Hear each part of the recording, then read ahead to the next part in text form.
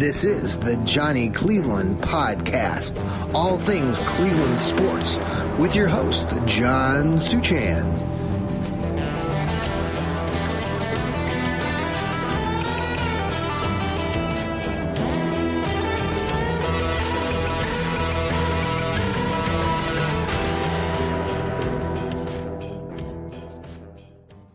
Hey, and good evening. Welcome to the Johnny Cleveland Podcast. I'm your host, John Suchan, or Johnny Cleveland, here on the Fanatical L's Network, part of Fans First Sports Network. Good evening to you on a Sunday night. Maybe you have been following the NCAA tournaments this past few days. It's been a busy few days with basketball on the men and the women's side of things. Lots of variety of tournaments, not just the NCAA tournament, but we've got on the women's side, you got the WNIT, the WBINT, the DBY, all that stuff. And it's hard to keep track of all these variety of tournaments, and not to forget about Division II, Division III, lots of basketball being played. But we're a football Cleveland Browns podcast, and unfortunately, fortunately or unfortunately, there's not a lot of real news right now in Browns headlines. We continue to talk about what could happen in the draft, what could continue to happen in free agency, Nick Chubb. But we're still a month away, thus the title of our program tonight, A Mock Away from the NFL Draft.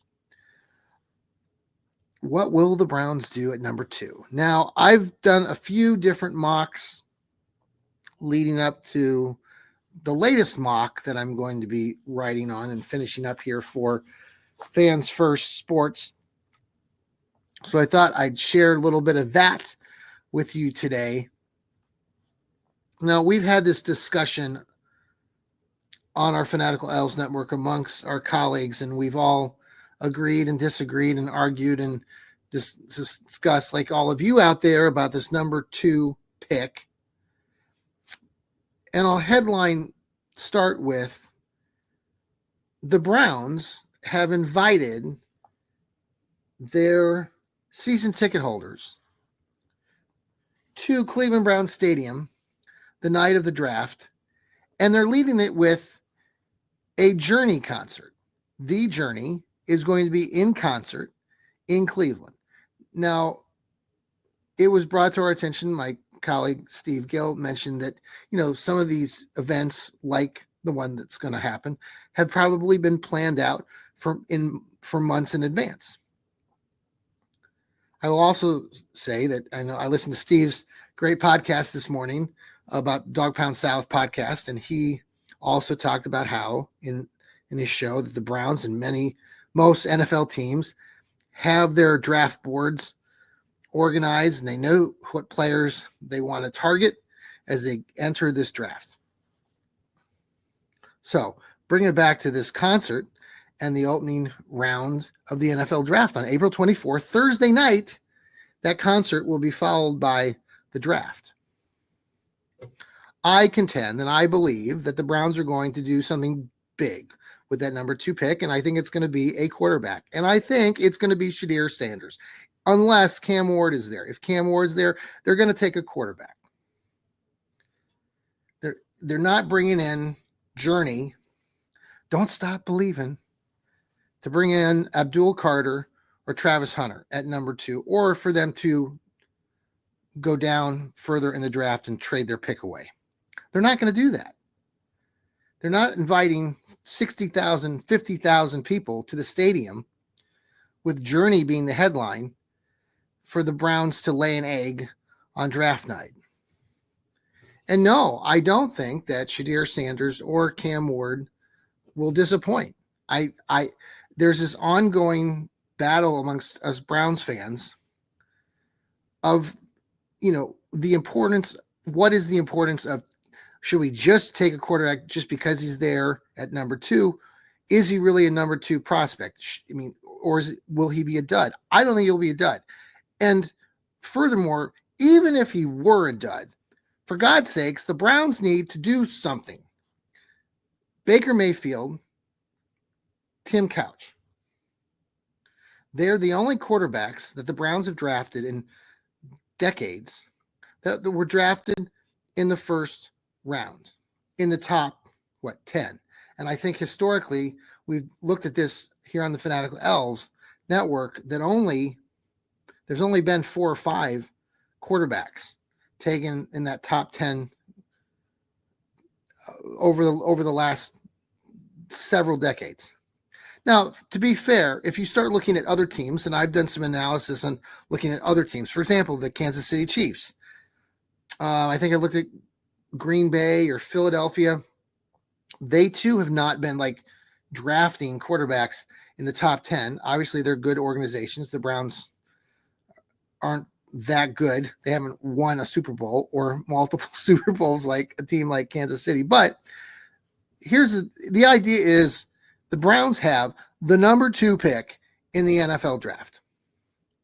The Browns have been horrendous with their offense over the last couple of seasons. Now, how much is that? It's because of the lack of run game. Obviously, the answer is we've sucked and we need Nick Chubb back, or hopefully maybe that will be coming soon. The Browns will bring him back.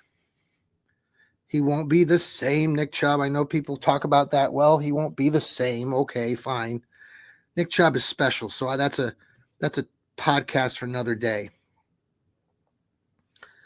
But the Browns have this number 2 pick, and they've been doing some things in free agency that have mostly been on the defensive side of the ball. They have brought in a couple kids on the offensive side of the ball, offensive line, this Jenkins kid the other day, and before that, now I can't think of the kid's name. Regardless, they're mostly looking at these guys on defense, on the free agency, especially in the linebacking area, which makes me believe, and maybe you've already been believing this too, I think JOK is done. I think the Browns are bringing in all these veteran guys, especially at the linebacker position, because they know that JOK's career is over. We haven't heard a lot. I know some people have said, oh, I've heard that he's doing it. We haven't heard diddly squat. And that's because I think JOK really had a serious injury that occurred last season. And I think his career is in serious jeopardy. So the Browns have been really top heavy on the defensive side of the ball in free agency, which would suggest that when this draft comes along, they're going to go full tilt into the offensive side of the ball. And so when I did this latest mock, that side of the ball is what I tailored it to. So without further ado, I'll give you just a glimpse of what I'm looking at in my latest mock here. And I already mentioned this. At number 2, I think the Browns should take Shedeur Sanders. If Tennessee takes Cam Ward at number 1 and Shedeur Sanders is there at number 2, I would take Shedeur Sanders. I've watched more film on him again over the weekend, and I know some of you out there who would like to, criticize this pick at number 2 will say, well, anybody can look at film and anybody can okay, fine. Shedeur Sanders will be just fine. He was a good quarterback at Colorado. Yes, he made a lot of mistakes, but he also did a lot of good things. And if you look at film, I watched the games. There was a game against Baylor. Watched every throw in that game. There was the Alamo Bowl game that they played against BYU. Watched a lot of that film too. He had Travis Hunter on offense. And again, if the Browns somehow manage to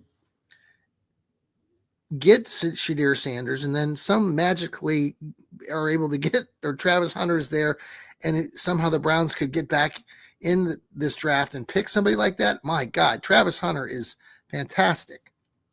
But you can't take a Travis Hunter at number 2 or Abdul Carter and believe, unless the Browns have some plan that we don't know about right now, of bringing in some veteran quarterback and no Russell Wilson's, well, I won't say Russell Wilson's not the answer, but he's not the answer. Even though I just said he's not, or he is, or whatever. You're not going to win if you take one of these two guys, Travis Hunter or Abdul Carter. You got to still have a quarterback in this league. You got to have a quarterback if you're going to be successful. So some of you will say, "Oh, we just need to have a good, solid defense and someone who can manage games." Fine. I would rather have Shedeur Sanders managing games, and that's probably what he'll be doing in the beginning of his career. He's not like this guy that's going to go all nuts and have a rookie campaign that's something like Jaden Daniels that just or Jalen Daniels here in with Washington. Anywho, I'll take Sanders at number 2. If you just want to disagree, so be it. The second round, the Browns have the 33rd pick to start the second round. So the Browns, after the first round is over, if everything stays the same, and there will be a lot of opportunities for the Browns to go in and have various trade offers and whatnot. At 33, if, again, they stay at that pick, I have the Browns taking Xavier Watts. The Browns need a safety. This kid's a great safety. Now, he's transitioned to safety. He's played wide receiver. He has a real knack for the ball. He has an understanding of offense and route running for wide receivers. And if you want to go back and watch some tape on this kid, Xavier Watts, safety out of Notre Dame, 6 foot tall, instinct for the ball, can play gaps, can find the ball on the run, create turnovers, get fumbles, and guard and defend in the secondary. And the Browns right now need someone new in that back part of the defense, and Xavier Watts could be the answer at number 33. Then going into the third round, the Browns have pick 67 and picks 94. And I have the Browns taking a running back finally.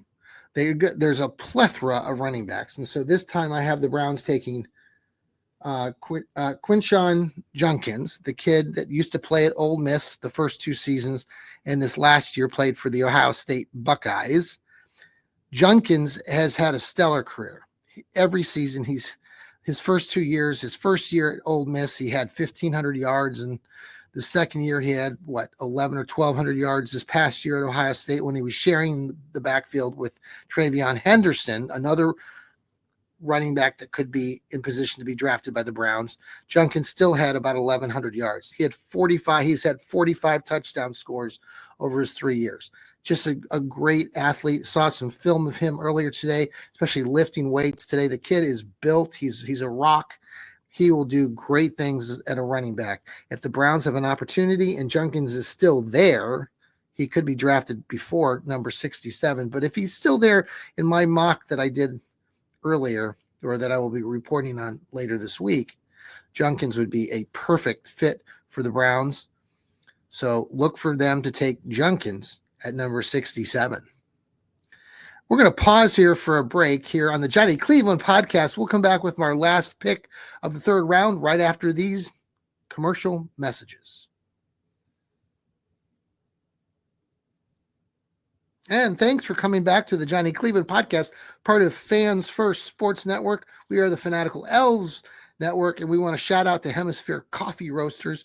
We get 15% back if you purchase their wonderful coffee. The link to that Hemisphere Coffees Roasters is on our X page. Click on that link and you will be taken to Hemisphere Coffee Roasters. We've been ordering coffee for them for the last 10 years here, and we just love them. They shake the hand of the actual farmer who makes helps create the beans, the coffee beans. So it's just a wonderful product. They're out of Mechanicsburg, Ohio, just to the north. And to the west a little bit here of Columbus, and just love these people. Been out to their business, and it's just a really good bit. So I would encourage all of you to go order some Hemisphere Coffee Roasters. All right, Pick 94, third round. We're up last pick of the third round for the Browns, and I have them taking a tight end. This time, Gunnar Helm. That's right, Gunnar Helm, the Texas tight end who had a great season this year. 800 yards, several touchdowns scored, 6'5", 6'6", big kid, soft hands, can just good instincts. Had a so-so combine. I think he was in that top 3 or 4 tight end possibilities, but in the third round, he could still be there. And I love that name. Gunnar Helm from Texas is who I have the Browns taking in the third round. So there you go. Shadir Sanders, Xavier Watts, Quashon Junkins, and Gunnar Helm. I'm not saying that right. Quinshon Junkins. Hey, I want to give a shout out too to our friends over at VoiceCore Radio for the blind here in the Central Ohio area. Shout out to Harold, who has the longest running sports show in Central Ohio. He I've been a guest on his show a few times, got to join the program yesterday again, and just love getting on there and talking sports. And we talked about a whole bunch of things, including the Cleveland Browns. And they asked me lots of questions about, what the Browns are going to do at number 2. And as I just reported in this latest mock, I have the Browns taking Shadir Sanders. It's not going to shock me if the Browns go with a Travis Hunter or Abdul Carter. But again, I come back to, and I know it's crazy, but it's not that crazy, folks. If you're bringing in Journey, you're bringing in Journey. Why not? Damn it. Why not? The Browns have nothing to lose at this point. They were 3-14. And then you get this whole crowd. Well, they're 3-14, but they just need this or that, and they'll be right back in and will be a playoff team. But the Browns I think they can get back, but they got a lot to do. And it starts with the quarterback. They haven't had a quarterback forever. And when they did have one, Baker Mayfield, and I know he's gone, and I'm not going back and revising history, but the Browns were most successful when Baker was here. And I know what's happened since and what he went through. And I guess, of course, today he came on and he talks about his being down in the dumps and being really low and finding God and all these things that he talked about, which is great. I'm glad that Baker is in a position where he can talk about it publicly, and that's awesome. He was still pretty good back in the day, even before, a lot of things went south for him for a bit. But anyway, the point is that our Browns have struggled. And yes, the year before last, we had Joe Flacco coming off of his couch, dramatically helping the Browns win all these games at the end of the season, because quite honestly, if they didn't have Joe Flacco, they would have been in a similar position that they were this past year. And then that gets back to this whole conversation about Kevin Stefanski and Andrew Berry, because a lot of people out there who are still very supportive of these two guys and what they're doing. And I'm giving them the benefit of the doubt one last time. But man, I'm telling you right now, and I've said this all along, and I'm going to keep saying as we get into this next season, if they can't get out of their way, and this team is not successful, 6, 7, 8 games into the season, sayonara, kick them out, go home, see you later. This is enough. And Jimmy Haslam, the owners, they know it. They're going to give them opportunities. They got this new dome stadium coming up in Brook Park in 2029. But if this team is 1-5, 2-6, even 3-8 or something like that, going halfway into this season, forget it. We can't keep doing this. And everybody wants to give the benefit to these two guys. And yes, they've been to the playoffs twice, more or less thanks to Joe Flacco this last time. We'll see. We'll see what happens this season. They need to knock it out of the park with this draft. And that's why I say, for God's sake, just go for it. Take the freaking quarterback at number 2 and roll with it. If it blows up in your face, you at least rolled with it. You went with it. You know, some of you will go out and you'll say, well, it was desperate. They just took the damn quarterback. They didn't need to. They need to build this team. You're not going to win. You know, the last time the Browns have taken somebody at that high as a quarterback was Baker Mayfield back in 2018. Do it again. Just do it. I'm tired of hearing the narrative about these two guys, Ward and Shedeur Sanders. A lot of people say, oh, they wouldn't be in the top 20 if this was a good quarterback class. For God's sake, stop talking about a good quarterback class or not. And the best part is everyone is talking about how there's so many running backs. And I've even said that there's so many running backs in this draft. But you know what? You know, everyone's expecting all these running backs to have stellar NFL careers.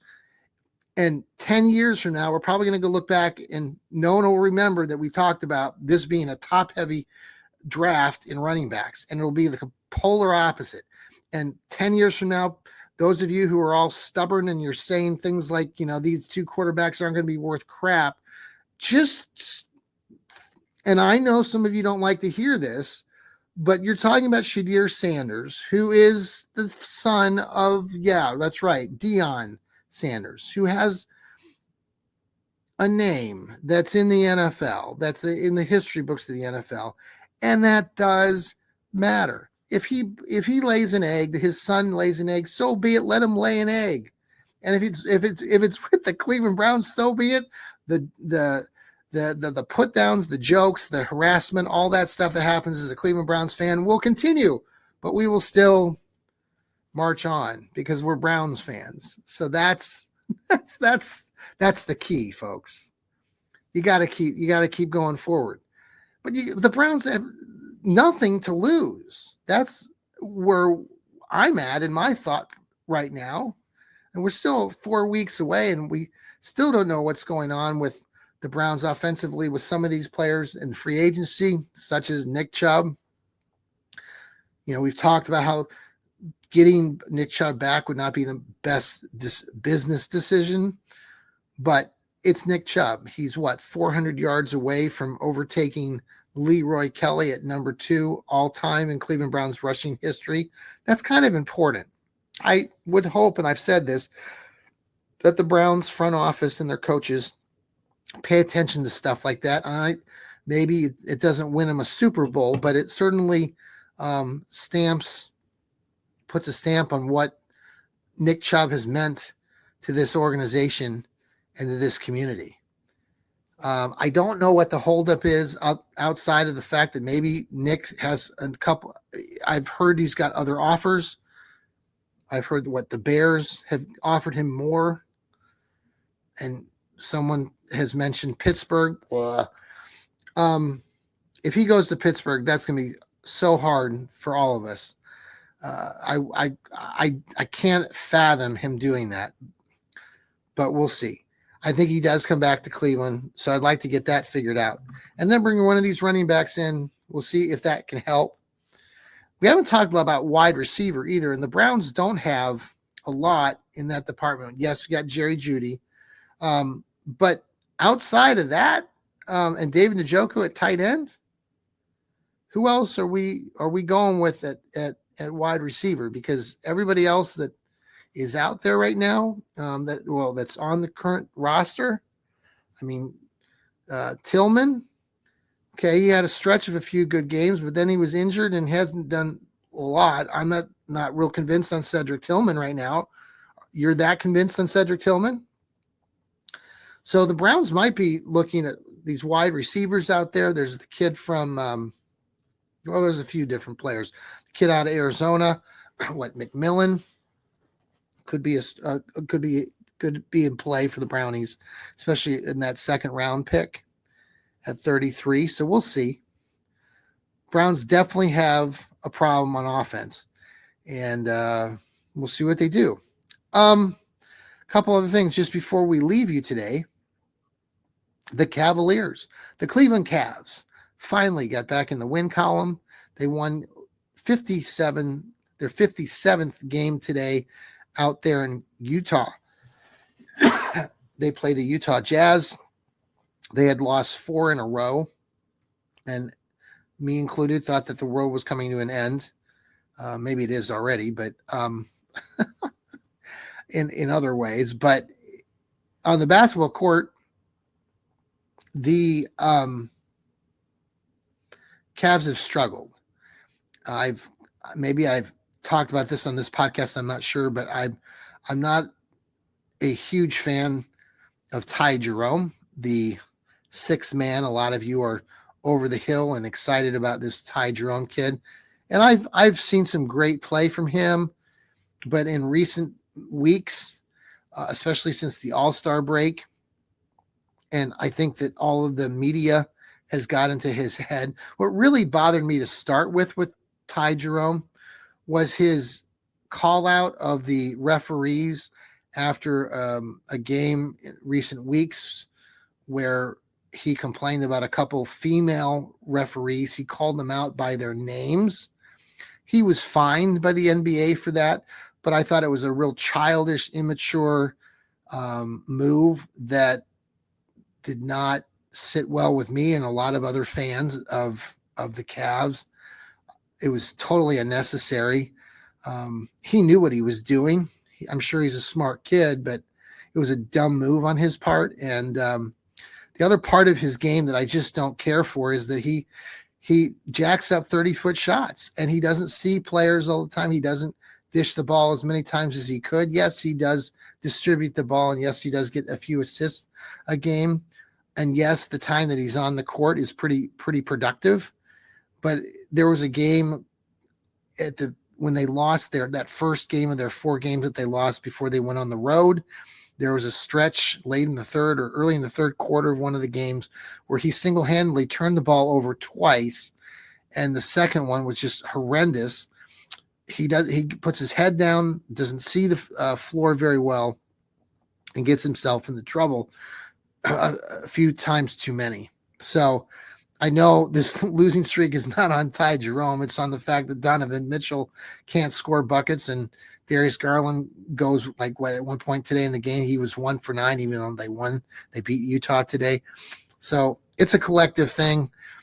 I think that some of the, hopefully some of these issues that the Cavs are having right now, they can work through it before they get into the playoffs. I think all of us as fans are super nervous because these are the Cavs minus LeBron James Cleveland Cavs. And I think we were all over the moon thinking, my God, this is the craziest, wonderful, most thing in the world for these Cavs.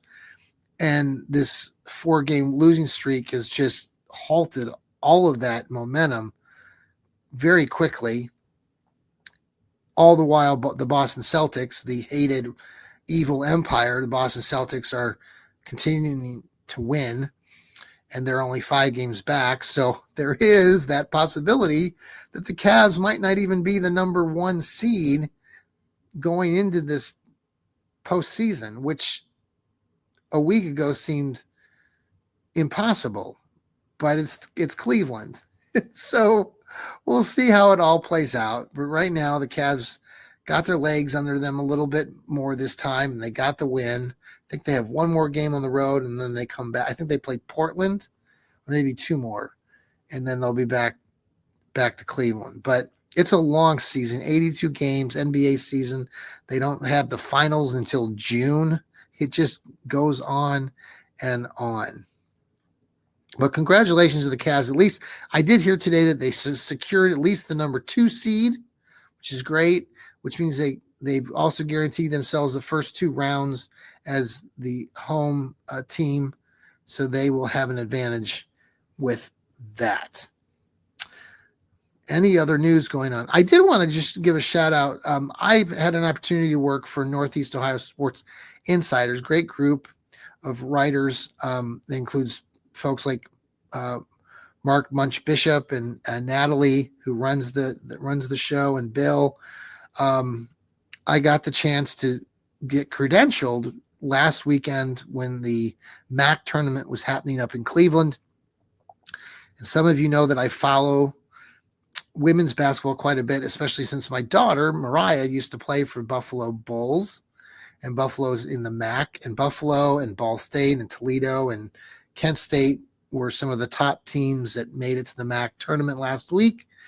So I got to cover those games and wrote about them and had an opportunity to talk to the great coaches there in the MAC, from Toledo's coach, who's new this past year, Jeannie Bogus, and then Brady Sally, the coach at Ball State, and then Becky Burke, who's up there at Buffalo. Had an opportunity to interview them, and the payoff was got to watch the championship game in person up there at Rocket Mortgage Fieldhouse, or Rocket Arena now they call it, and got the credentialed pass, which is awesome.